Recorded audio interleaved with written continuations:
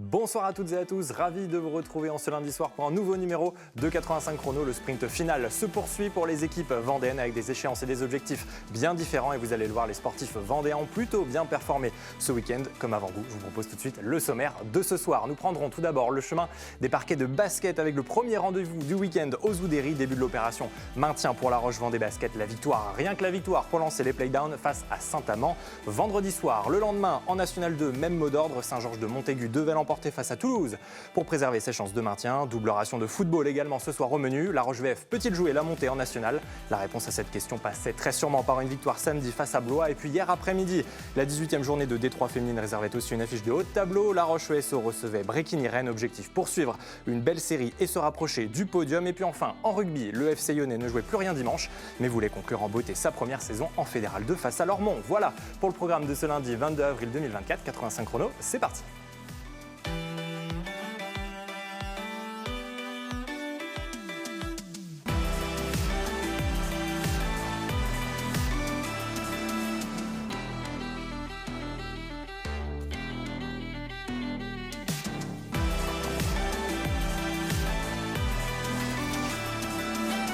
Le week-end s'est donc ouvert vendredi soir avec un rendez-vous capital pour La Roche-Vendée Basket. Les Tigresses se devaient d'entamer de la meilleure manière les playdowns. Et pour ce premier décimatch, les Lyonnaises recevaient l'équipe de Saint-Amand-les-Eaux aux Oudéry. Les joueuses de Manu Body réalisent un premier quart-temps, vous allez le voir, plutôt convaincant, notamment porté par la capitaine Anna Suarez, étincelante dès les premières minutes avec plusieurs shoots primés.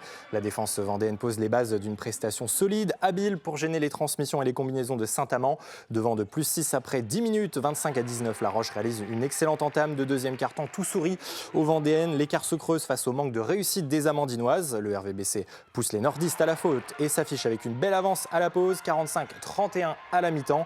Suarez, Clark et Adams continuent de porter les Vendéennes. La solidité affichée des Vendéennes contraste toujours avec le manque de réussite de Saint-Amand, mais les visiteuses n'abdiquent pas. 67-51 en faveur de La Roche à l'issue du troisième quart-temps. Une avance de 16 points qui va fondre rapidement. Nettement plus en difficulté, le RVBC voit les nordistes revenir à -7. Moment choisi une fois de plus pour Anna Suarez pour soulager les siennes. Plus solides et agressives, les Vendéennes maintiennent le cap et empêchent le retour des Green Girls. Une victoire à l'expérience et à l'envie. Le RVBC s'impose 80-66. Un succès qui met les joueuses de Manu Body sur de bons rails avant 3 déplacements consécutifs. On écoute les deux coachs pour Saint-Amand et La Roche-Vendée Basket. Ce qui était très important ce soir, c'était de créer une dynamique, donc absolument gagner. Parce que tu sais que 6 matchs, c'est très court. Donc si tu te rates sur le premier, encore plus à la maison, tu savais que derrière c'était compliqué de se remettre à l'endroit. Donc il fallait absolument gagner. On fait une super première mi-temps et une deuxième mi-temps où la pression était là, très clairement. Puis je suis content de la fin de match parce qu'elle est quand même sous contrôle sur la fin de match avec les 8-10 points d'avance là, qu'on arrive à maîtriser, qu'on arrive à gérer. Donc félicitations à toute l'équipe parce que ça a été tellement dur psychologiquement. Et les dernières défaites, là, les matchs qui nous ont plombé un petit peu, qui n'ont pas permis de créer cette dynamique-là et de se rebooster un petit peu mentalement, là c'était terriblement important ce soir. Donc je suis trop content ce soir. Je suis admiratif sur la fin de match parce qu'il y a beaucoup de pression, beaucoup d'enjeux sur ce match-là et on gère bien. Tu vois, le tir à 3 points d'Anna, le tir à 3 points de Vasse, le tir à 3 points de Sarah pour clôturer. Voilà, il faut les mettre ceux-là. Un peu de frustration sur la première mi-temps parce que on leur avait expliqué ce que c'était les playdowns, c'était du combat, c'était de l'engagement. Et de la première mi-temps, on n'est pas du tout dans l'engagement, on est trop soft et on n'était pas prêt au combat. Et c'est ce qui nous a manqué un tout petit peu parce qu'on leur laisse de la réussite. On a des joueuses majeures qui démarrent le match trop mollement, avec tout de suite qui prennent des fautes. On est trop soft en défense dans le premier quart-temps et le problème c'est qu'on prend des paniers sur ce qu'on a identifié. C'est ça qui m'embête un peu, c'est ce qu'on travaille depuis 15 jours en disant ce qu'on ne veut pas leur donner, on leur a donné. Et ce qu'on doit faire en attaque pour les mettre en difficulté, on ne l'a pas fait. À un moment donné, je ne suis pas un magicien.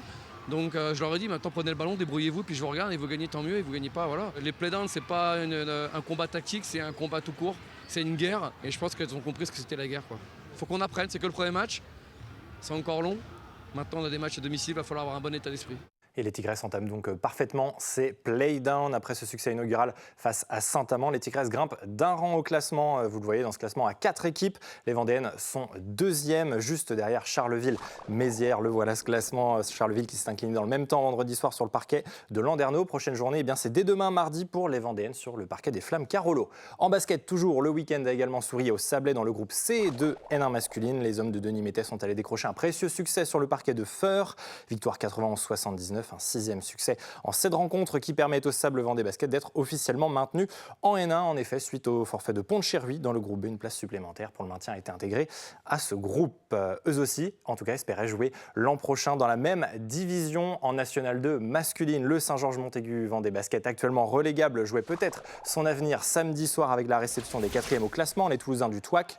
Et d'entrée, les visiteurs vont imprimer leur supériorité dans cette rencontre. Toulouse boucle les 10 premières minutes à +8 et mène 24-16. À réaction, les Georgeois, sommés de réagir pour préserver leur chance de maintien, viennent accrocher le deuxième quart-temps et rattrapent partiellement leur retard. Partiellement seulement car le TOAC reste devant à la mi-temps 43-37, mais porté par leur belle dynamique d'avant la pause, le SGMVB va se donner le mérite d'y croire dans le troisième quart-temps.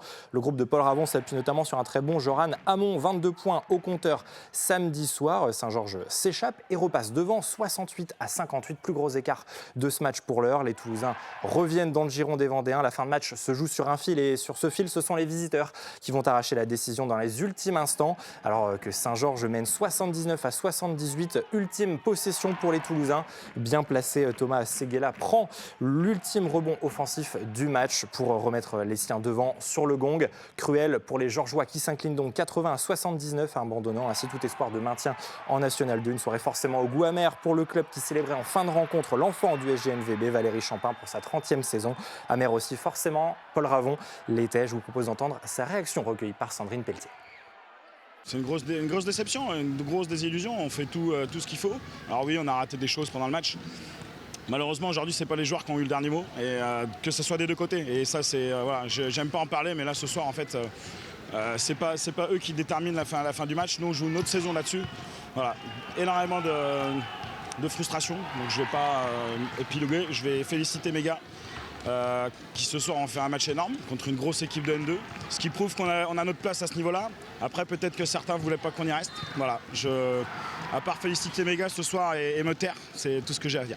Un match avec énormément d'engagement, un match avec voilà, deux équipes particulièrement vertueuses qui essayent d'exister dans cette poule avec voilà, des vertus d'engagement, des vertus de collectif. C'est une équipe qui joue très bien au basket aujourd'hui et à un moment donné ils nous ont un peu submergés dans l'engagement. Voilà, donc on revient de moins 10 quand on pense que le match nous échappe et après sur la fin de match ça se joue sur un détail, ça se joue sur un rebond. Le week-end dernier, contre l'ADB ce rebond-là il était contre nous et l'ADB l'emporte d'un point. Aujourd'hui c'est nous, c'est la cruauté et la beauté à la fois de ce sport. Pour faire un grand match, je crois qu'il faut être deux et voilà, et ils ont joué avec toutes leurs armes. Ça tombe de notre côté ce soir, donc je suis le plus heureux du monde et je peux comprendre la frustration adverse, quoi. Une 4e défaite de rang, la 17e de la saison qui aura donc été fatale aux Georgeois avec 33 points.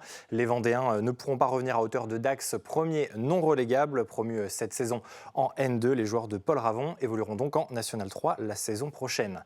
Et justement, un mot du championnat de National 3 puisque la 25e et avant-dernière journée se tenait samedi soir. Dans le groupe D, à noter le succès de Luçon-Saint-Gemme face au Touraine BC 71-70 et celui de Chambretot sur le parquet de Tours 76-65. Les Luçonnaises sont 4e, les Chambretaudet 9e. Alors voilà pour le classement de la Nationale 2 masculine. On passe cette fois au classement de la Nationale 3, le premier groupe. Nouvelle défaite de l'entente des clubs de La Roche-sur-Yon. Vous le voyez, Lanterne Rouge 95-73 à l'extérieur face à la Séguinière Saint-Louis. Et puis surtout un œil sur le groupe E désormais où la première place va se jouer lors de la dernière journée. Cela concerne l'équipe 2 de Chalandry-Lévis, actuel dauphin. Les Vendéens se sont imposés face au Mans 92-77 et peuvent toujours croire à la montée en N2. Salertaine s'est incliné pour sa part 74-60 face à Béton. Il y est. Je vous invite désormais à nous rapprocher des terrains de football. Pour ce soir, direction tout d'abord le championnat de National 2 et la 23e journée. Vendredi soir, La Roche-Vef recevait Blois, 4e au classement. Un nouveau duel de haut de tableau pour les Lyonnais. Henri Desgranges à 4 matchs de la fin de saison. Et rapidement, les Vendéens ont failli se faire surprendre à peine quelques minutes de jeu. Et cette déviation de Mabé et Condiasson était tout proche de finir au fond. Un réflexe de Hamada. Au quart d'heure de jeu, La Roche va bénéficier d'un penalty suite à cette faute sur Guillaume Audru. Olivier Boissy pour le tirer. Léopold Maître plonge du bon côté. Corner dans la foulée. Boissy encore lui tente de se racheter, mais sa tête n'est pas cadrée. La fin de première période est à l'avantage des hommes de Frédéric Reculot, mais Maître réalise une nouvelle fois un très bel arrêt sur cette frappe de Vrignon. Score nul et vierge à la pause. Et La Roche-Vef va très vite se mettre à l'œuvre en début de deuxième, 51e minute. Keita trouve Boissy, la défense blésoise se manque. L'attaquant sénégalais récupère et ouvre le score 1-0 pour les Lyonnais. 68e minute, cette fois, Blois est à la baguette. Superbe ouverture de Julien Charpentier pour Lilian Fournier. Contrôle tout aussi réussi, vous venez de le voir pour le numéro 7 qui ouvre son pied et trompe à Amada. Égalisation un partout. Avec de la ressource, le groupe vendéen va pousser et repasser en tête. Keita encore lui s'emmène côté gauche et sert à Gem Palares. Entrée en jeu seconde période. 2-1 pour La Roche. Et pour tenir ce score, les joueurs de Frédéric Reculot vont s'appuyer sur un Imbad à Amada des grands jours. En face, le portier blésois permet lui aussi de maintenir son équipe dans le match. La fin de match est très ouverte. Il faudra un nouvel arrêt décisif de Amada dans les derniers instants pour sceller la victoire des siens. Les Lyonnais s'imposent donc 2-1. Pas fantastique, mais suffisant, dixit le coach lyonnais Frédéric Reculot. On l'écoute au micro de Thibaut Grasset. En première mi-temps, on avait des garçons un peu apathiques, pas toute l'équipe, mais certains, donc ce qui faisait qu'on jouait pas à 11. Donc c'est vrai qu'on n'a pas pu développer des choses intéressantes. Malgré ça, on a eu un penalty qui pouvait peut-être nous décomplexer ou nous faire rentrer dans ce match. Le fait de le louper, je pense que ça a encore plus complexé certains.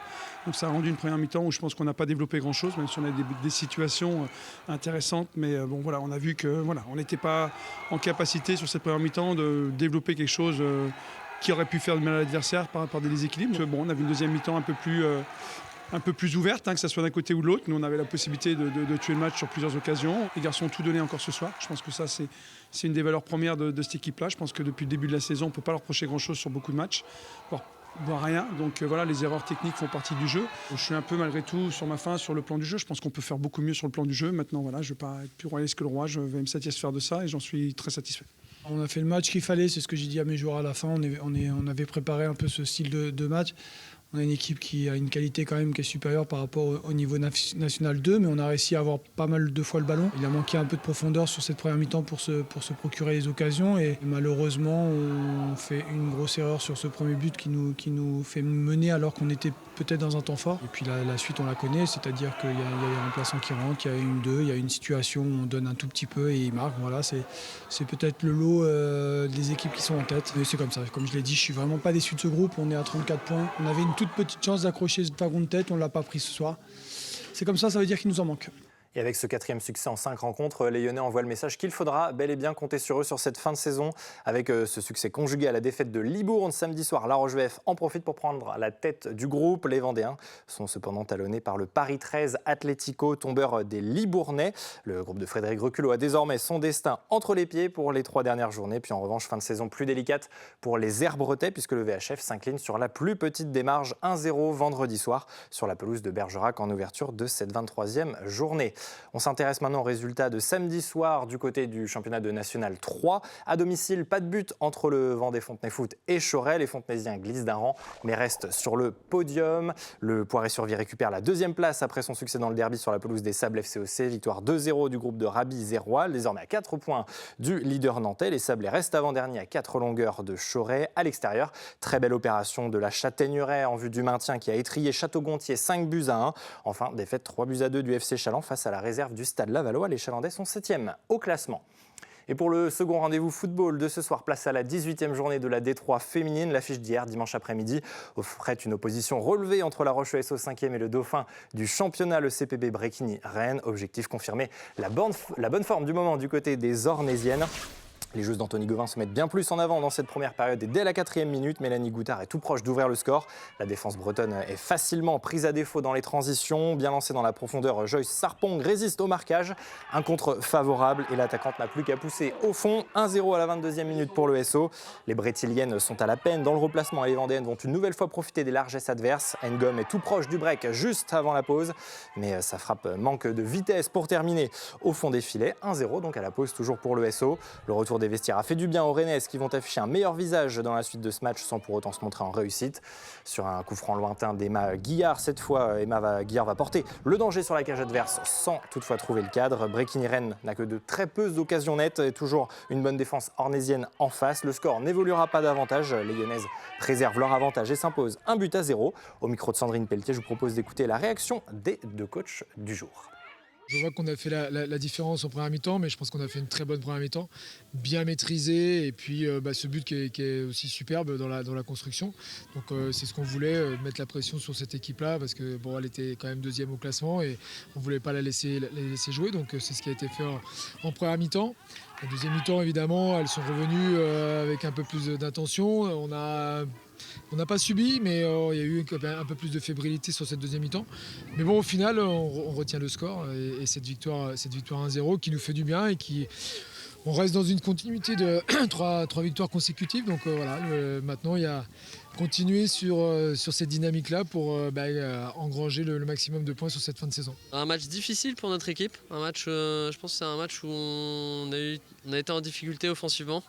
Donc 1-0, ça reflète c'est plutôt logique. On sait que c'est une équipe difficile à manœuvrer, c'est la meilleure défense du championnat. C'est pas pour rien, je pense que ça s'est vu aujourd'hui. La deuxième mi-temps était bien meilleure. Sur cette saison, on a aussi une belle force de caractère. On est souvent revenu sur des matchs qui étaient mal engagés. Ça ne nous inquiétait pas trop non plus d'être mené à la mi-temps. C'est déjà arrivé pas mal de fois cette saison.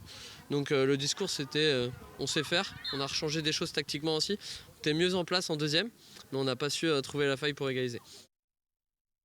Ornésienne après ce succès face à Bréquigny-Rennes avec cette 3e victoire de rang et le 5e match sans défaite. Le SO gagne une nouvelle place. Les joueuses d'Anthony Gauvin s'affichent au pied du podium en 4e position avec 34 unités. Et puis en rugby, à présent, le FC Lyonnais voulait boucler sa première saison en Fédéral 2 sur une note positive. Hier, dimanche après-midi, les Rouges et Blancs accueillaient Lormont, 3e du groupe pour la 22e et dernière journée. Rien à perdre pour les Lyonnais qui vont jouer sans pression.